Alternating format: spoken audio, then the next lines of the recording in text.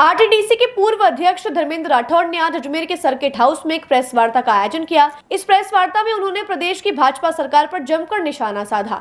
उन्होंने भाजपा सरकार को पर्ची की सरकार बताते हुए कहा कि जब से राजस्थान में भाजपा सरकार बनी है तभी से अपराधों की संख्या भी बढ़ गई है। उन्होंने कहा कि आए दिन दुष्कर्म, हत्या, लूटपाट जैसी आपराधिक गतिविधियां बढ़ गई हैं और बजरी माफिया भी धड़ल्ले से काम कर रहे हैं, लेकिन सरकार को इससे कोई फर्क नहीं पड़ रहा। यहाँ तक कि पुलिस और वकीलों पर भी जानलेवा हमले हो रहे हैं। इन सब मुद्दों को लेकर आज उन्होंने राजस्थान में बिगड़ी कानून व्यवस्था को सुधारने की बात कही और भाजपा सरकार से तुरंत इन मुद्दों पर संज्ञान लेने को कहा। व्यवस्था की स्थिति राजस्थान में बिल्कुल बिगड़ गई है और कोई धनी धोरी नहीं है।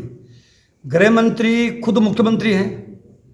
इससे ज्यादा बदतर स्थिति क्या हो सकती है कि मुख्यमंत्री जी को भी जान से मारने की धमकी जेल से मिल रही है और पहली बार नहीं दूसरी बार उनको जान से मारने की धमकी जेल से मिल रही है और जेल के कर्मचारियों को, छोटे कर्मचारियों को सस्पेंड कर देते हैं। तो इससे ज़्यादा स्थिति नाजुक और क्या हो सकती है प्रदेश की। जो बड़े व्यापारी हैं, किशनगढ़ के व्यापारी की भी फिरौती मांगना, उनको थ्रेट करना, करोड़ों रुपए की फिरौती मांगी जा रही है। रंगदारी, सरेआम रंगदारी वसूली जा रही है। तो और कानून व्यवस्था के ऊपर तो खुद अभी एक कल परसों विधानसभा में अजय कीलक हैं, जो डेगाना से एमएलए हैं, पहले मंत्री थे बीजेपी में, वो खुद आरोप लगा रहे हैं एसपी नागौर पे कि हमारी सुनवाई नहीं हो रही है, एसएचओ हमारी मानता नहीं है, थावड़ा का एसएचओ। यह आरोप कांग्रेस नहीं लगा रही है, भारतीय जनता पार्टी के किरोड़ी लाल जी मीणा है अपनी सरकार पे ही खुद की जासूसी के आरोप लगा रहे हैं, फोन टेपिंग के आरोप लगा रहे हैं। बीजेपी के प्रदेश अध्यक्ष जी लेटर लिखते हैं, उनको नोटिस देते हैं, वो थोड़े दिन के लिए नोटिस का जवाब देते हैं और वापस दोबारा फिर भूल जाते हैं। गृह राज्य मंत्री विधानसभा में किरोड़ी लाल जी के बयान पर अपनी प्रतिक्रिया देते हैं। गैर जिम्मेदाराना व्यवहार जो है वो इस सरकार में है।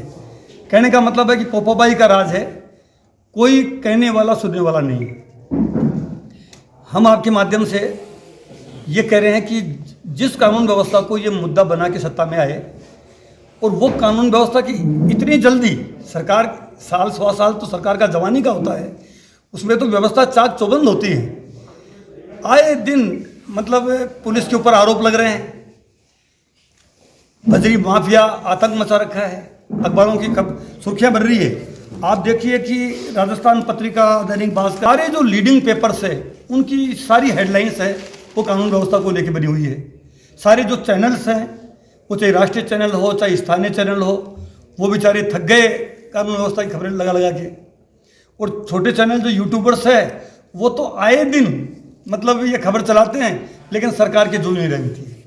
इवन पत्रकारों पे हमले हो रहे हैं, कोई धनी धोरी नहीं है। पत्रकारों के लिए कानून बनने की मांग हो रही है, भाई प्रोटेक्शन एक्ट लाया जाए, कोई बात नहीं होगी। अब तो अपराध, और अगर हमारे वक्त में हमारे वक्त में ये जो कह रहे हैं कि आंकड़े पहले से कम हुए हैं, तो जीरो करो ना आप। कंपटीशन तो ये होना चाहिए। कंपटीशन जब आप सत्ता में आए हो, अब कब तक कोसते रहोगे आप कांग्रेस को और कब तक कोसते रहोगे विपक्ष में। जब आपको राजस्थान की जनता ने आपको बहुमत दे दिया, अब तो आप करके बताओ। पिछली बार चुनाव लड़े, बीजेपी के सिंबल से लड़े। अभी जो वर्तमान में मुख्यमंत्री हैं, उस वक्त भजन लाल जी प्रदेश महामंत्री थे, उनके साइन से सिंबल जारी हुआ है, वो आपको हम देंगे।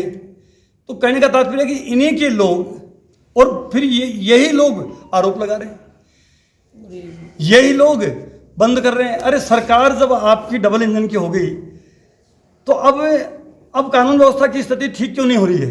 इसको जवाब तो दो कम से कम।